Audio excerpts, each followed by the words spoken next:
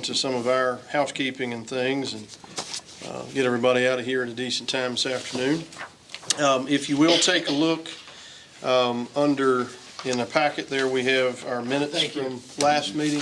Yes, Thank you, Mr. Dalton. If I could direct everyone's attention to the minutes, I will say I have identified a place we'll move Mr. Spangler's name as opposed to being listed there with the rest of the committee. He can be have his name down with Ms. Nee Johnson and Ms. Halterman as attendees. So if we could take a minute to review the minutes, and I'll entertain a motion to either approve or amend. Motion to approve. Can I just say I found one little thing? Oh, absolutely, yes, ma'am. At the top, it just says Allegheny County Public Schools. It's just a little, Oh, yeah, okay. I just saw that. I Yeah. read them. Okay. That's not a big deal. Okay. It's, Take that as a typo for now. But.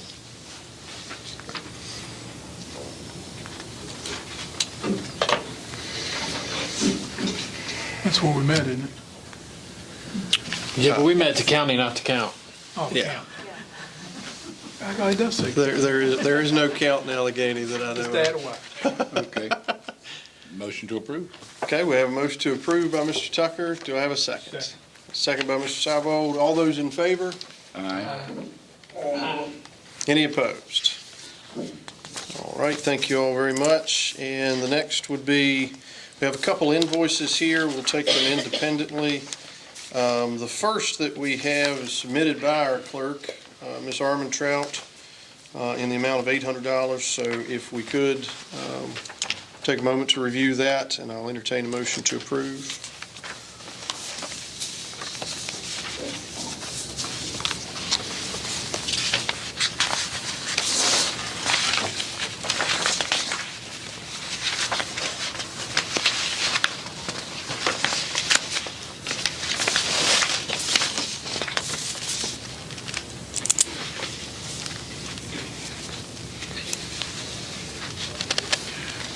Make a motion to approve. Have a motion to approve by Mr. Seibold. Do I have a second? Second.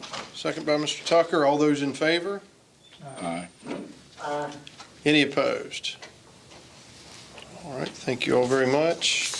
And then the second is the invoice from Sands Anderson, and this, Melinda, Kim, correct me if I'm wrong, this was some legal consultation that came as a result of meetings between you and your staffs. So that's all there. If anyone has any questions about that, I'm sure they'd be happy to answer. If not, I'll entertain a motion to approve.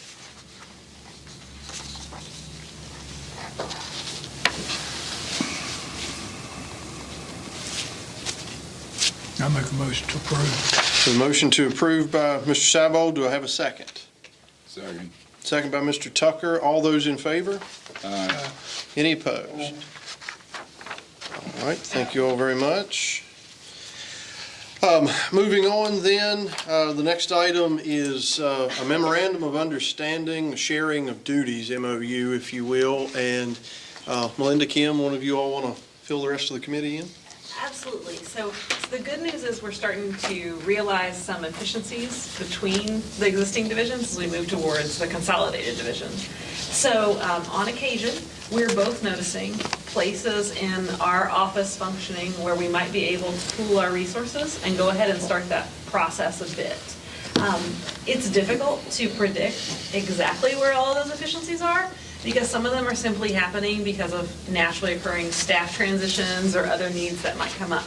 But we wanted to bring that forward to you all and make sure that it would be your intention that where that seems appropriate, that you would like for us to pursue appropriate agreements that would allow that. We would certainly be careful how we did that so that we made sure that, appropriate staff were notified, that this was, simply to realize efficiencies and to provide better services to our students and employees as it pops up. Does that follow? Yeah. and we're also asking our legal teams to give us somewhat of a template that we could use to make those things happen when we feel it's appropriate to do so, and we don't have that template yet. Okay.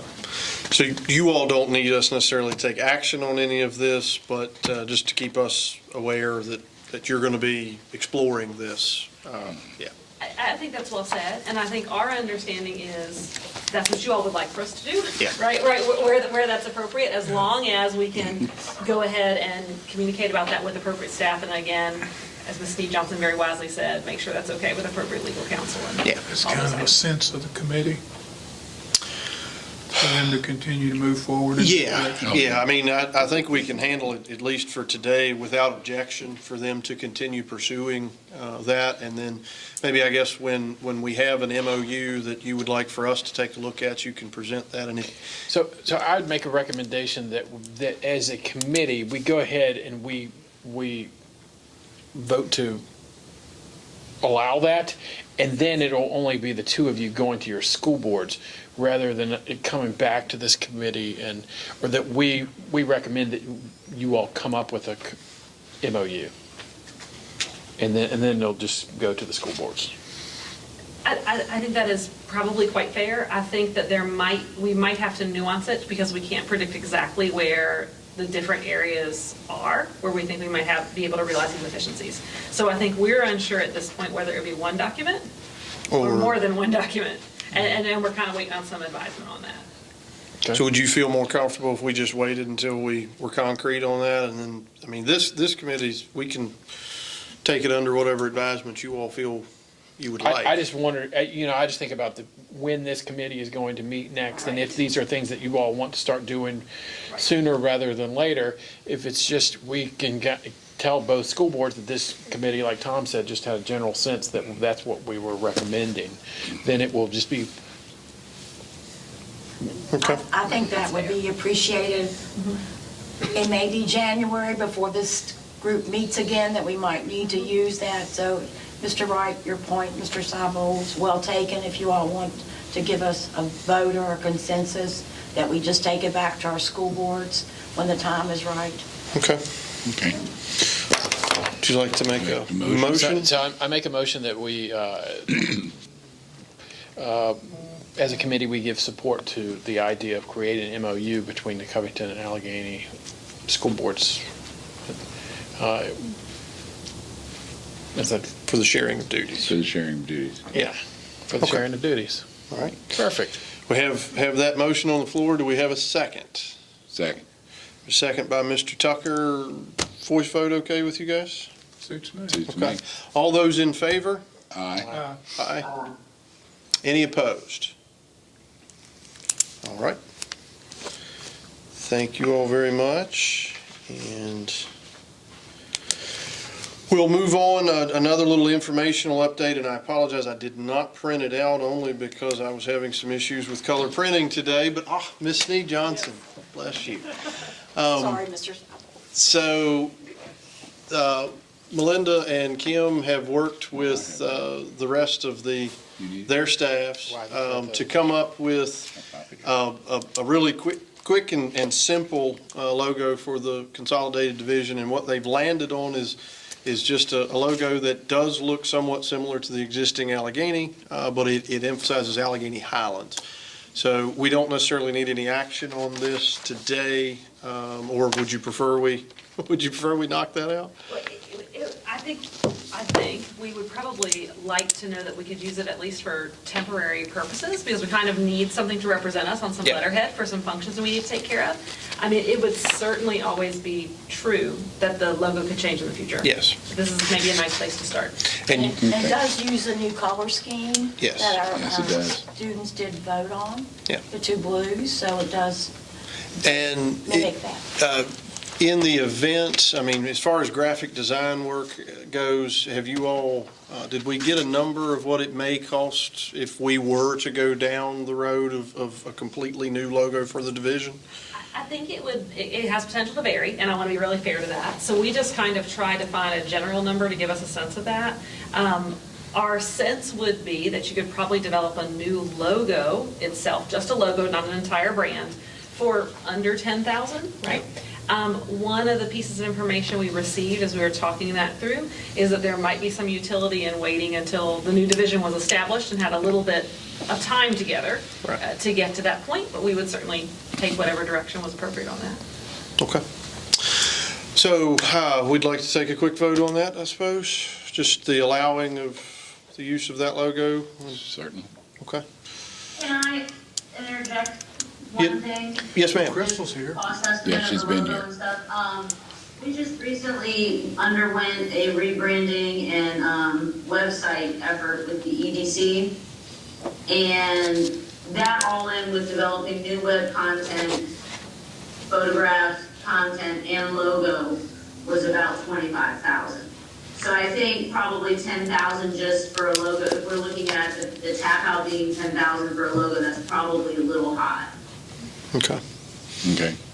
All right. You know, if you're gonna do 10,000, you might wanna, if that's a price point that folks are comfortable with, you might wanna include a little more so that you can get the website piece that's gonna also be needed, because there'll be one administration, that kind of thing. Just a little 2 cents. But Okay. I think what we're talking about is the idea of not doing that right now and going with this logo that our people came up with, so we don't have to spend the money, just as a working logo for now. Yeah.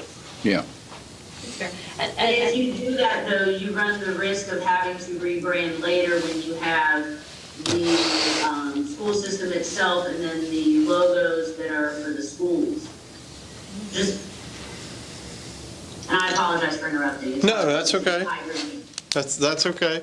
You were going to add something, Kim? Yeah, and we kind of gave that $10,000 range because, you know, we only consulted with one firm, right? And we want to be fair to the fact that that might fluctuate if we consulted with more than one firm.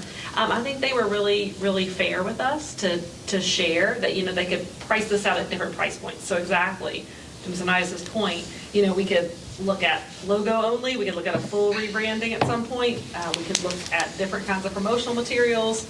All those things could come in the future. I think it's reasonable to estimate that, you know, if we did this now, we might wind up spending. Right. Okay.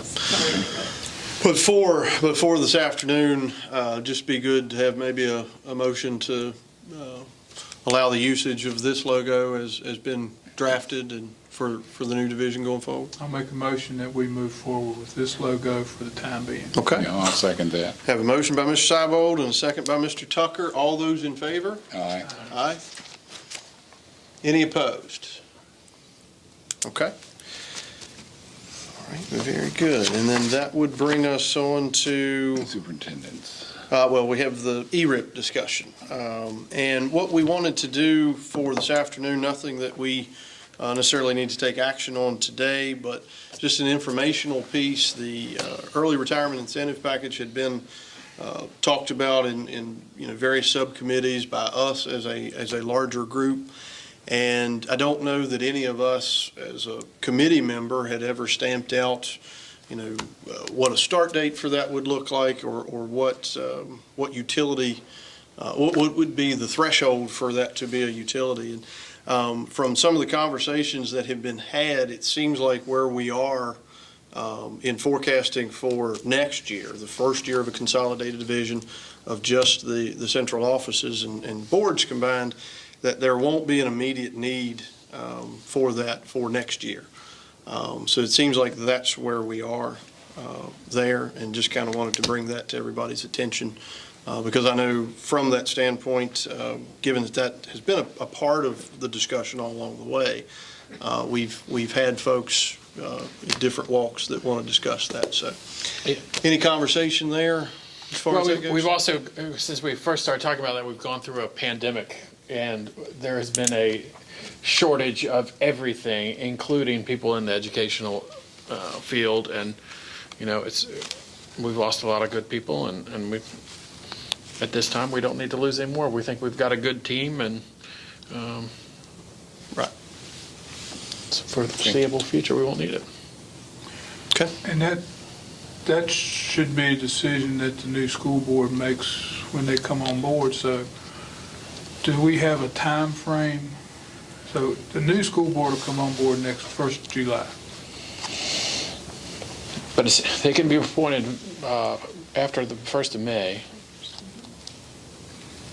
So, say soon after the 1st of Can May. they take the seat before the 1st of July? Not technically, because the school system won't be formed until then. But they could decide a lot of things and have a lot of things figured out beforehand. And that's kind of what we've been working on with our two school systems, is we've been approving a lot of things, going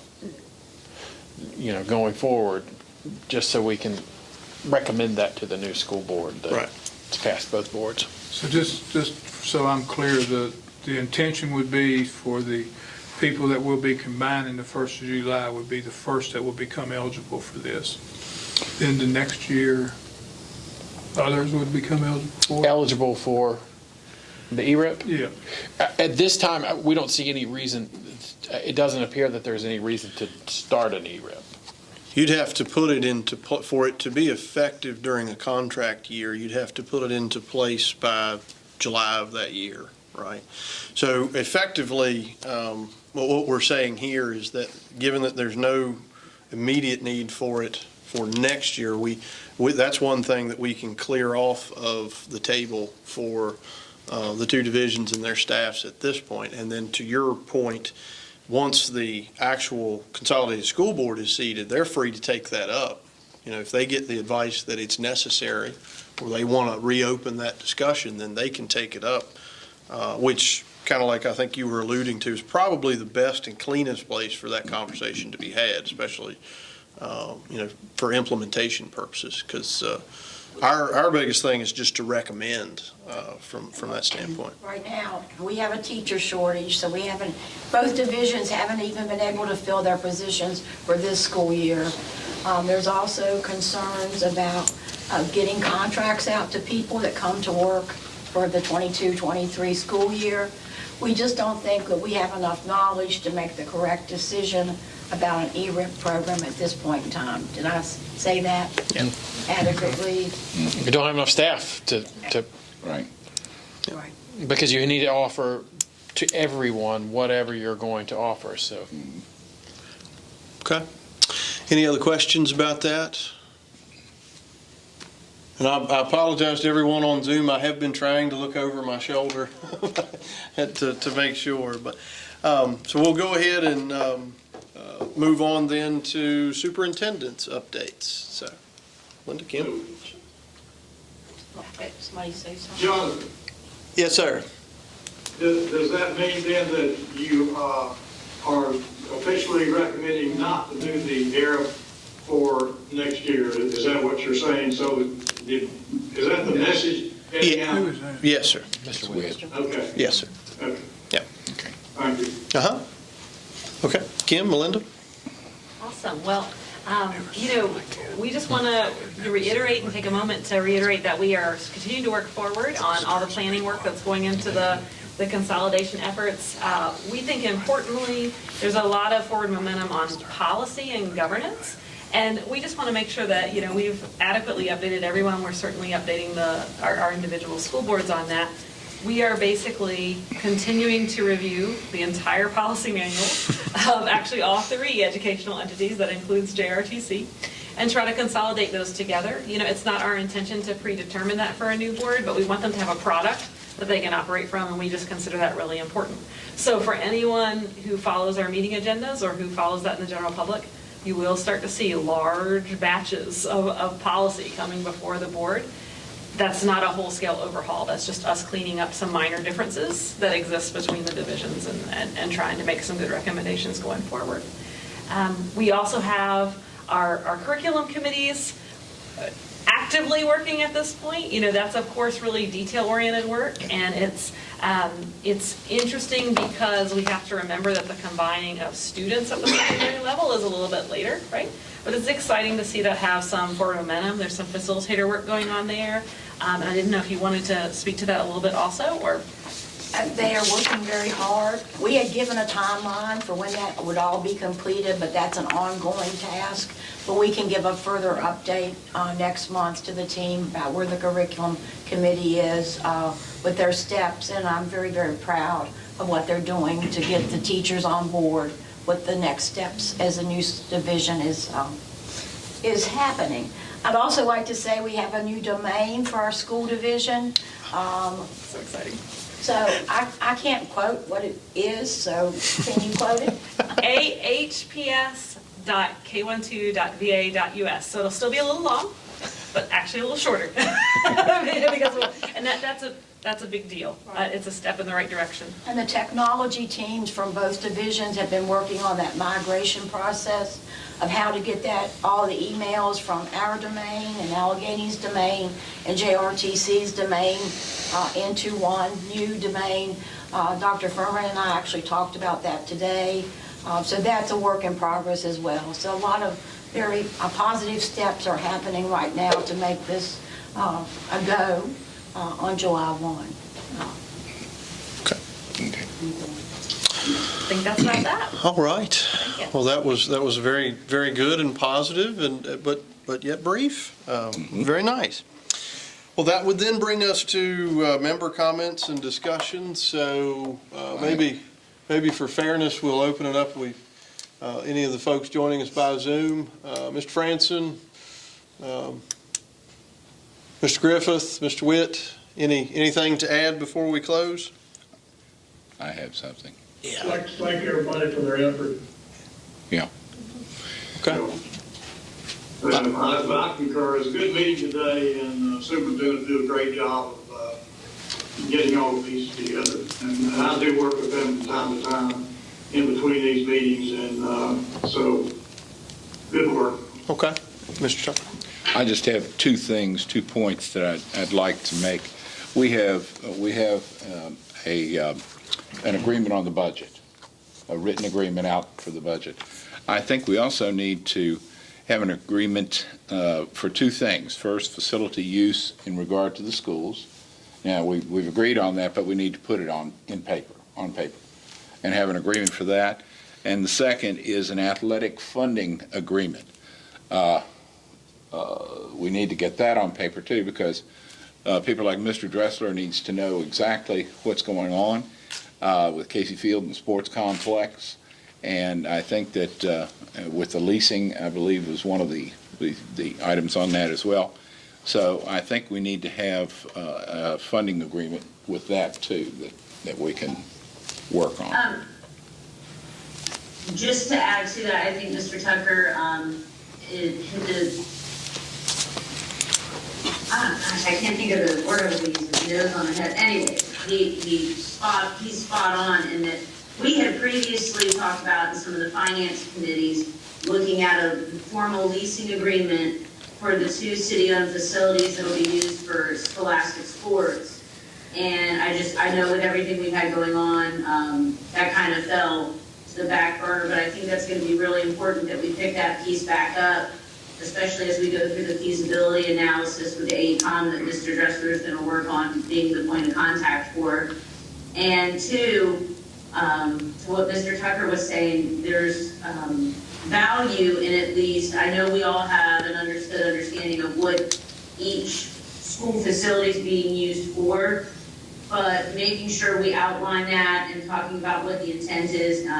For example, we talked about Covington becoming the middle school, Allegheny High School being the regional high school. That leaves opportunity for, Clifton Middle School. What does that become? Maybe outlining some acceptable uses of what potential future use of that could be. So whether it's administrative additional offices, some overflow of your CTE education, options for Dabney to use it, or our local community college, I should say, to use it. But having some of those pre-approved broad uses outlined in a facilities agreement would be helpful to the new school board and just to the community as we move forward, so there's not this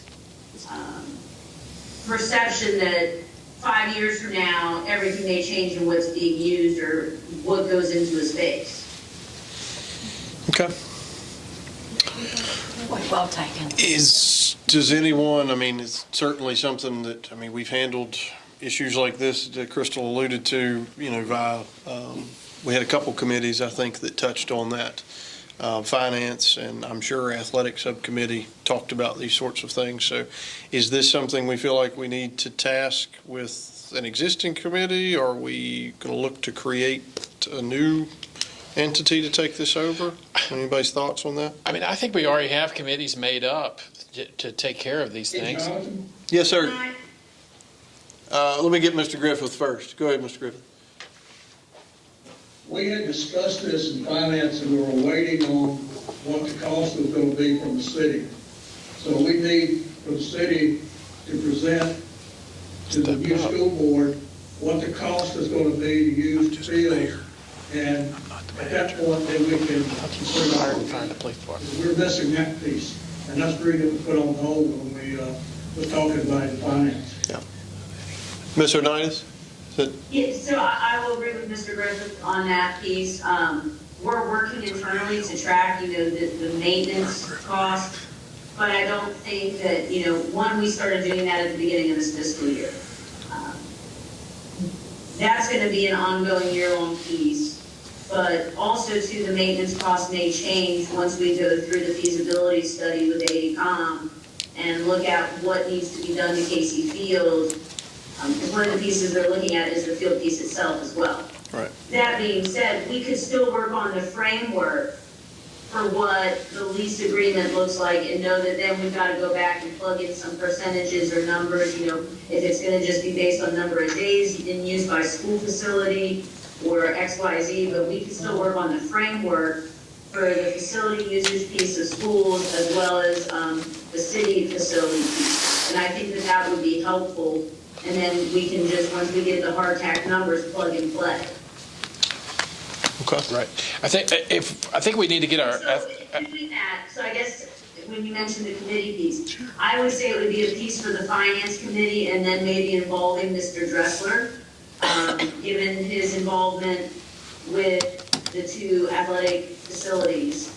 And then with the finance committee, that also has both localities, heads of finance on there, as well as the school financial representatives. So I think that would, there's other folks, but that way you're getting a good cross-section plus your subject matter expert to then come up with some proposed language. But I think what we really need to do is we need to get our athletic directors together to decide, our principals and athletic directors to decide what sports and activities are going to happen at what locations, and then we go and start deciding the other things. Correct, yes. So you can do that, but still on the back end, we have to have a lease agreement that says based on use, numbers of days or whatever, how is that going to be billed back to the school system? Right. Yes. So ideally, your athletic committee needs to have a meeting to figure out what's going to be played where. But you also still need the framework for the leasing piece and then just your overall facility pieces, what Mr. Tucker was also mentioning. Right. So it kind of sounds like what we've got is a little bit of an order of operations. Maybe have some of our athletic folks from both divisions as they're able in the short term to get together. And really, we're not reinventing the wheel there. It's really just them using their opinions as professionals in the athletic realm, putting some of that on paper. We move that on to, as Ms. Onitis suggests, the Finance Committee. As Mr. Griffith said, we had explored some of that, and it touches back into the sort of financial contract nature. So sounds like we've got a direction to move on that, so we can maybe just wait until our athletic folks are able to get together and sort of formalize that a bit. So. Alan? So with that being said, as we have a kickoff meeting on December 8th with Comm for our feasibility study. And part of the application process to the Allegheny Foundation made note that Mr. Dressler would be getting in touch with perhaps the principal at each school, the athletic director at each school, a football coach at each school, a baseball coach at each school, a softball coach at each school, to have their input on things that they would desire to these facilities. So as we're continuing to move forward, I think the understanding has been from the beginning that football at Casey, girls fast pitch at the sport complex, baseball at Casey. So that, as we move forward with the grant application, was how things were spelled out, that from the very get-go, everyone would be involved with their input to the direction that we go. Because we need to be on the fast track in what we're involved with, from study to phase 2 design to phase 3 construction, and it needs to happen that fast. Yeah. So once we get our kickoff meeting with the engineers on the 8th, there will be contact made with those folks I just mentioned to make physical visits to the facilities to get their input. And decide at the sport complex, the current high school is playing on field E. There's 4 other fields there. So will the consolidated school want to play on field A, B, C, or D, or on E all by themselves? That's a decision that has to be made soon. So as we move forward with some Title IX requirements in creating a girls' locker room facility, it makes sense that it's adjacent to the field or fields that they're going to be playing on. Yeah, I think we need to have a full master plan that says where they're going to practice, where everything is going to happen, just so everyone is aware, including, because we're getting ready to make decisions with our track and things like that. So we just need to make sure everybody has got a home within one of our facilities. Sorry. Okay. Okay. Any other comments, discussions? All right. If not, I'll entertain a motion to adjourn. So moved. All right. Thank you all very much.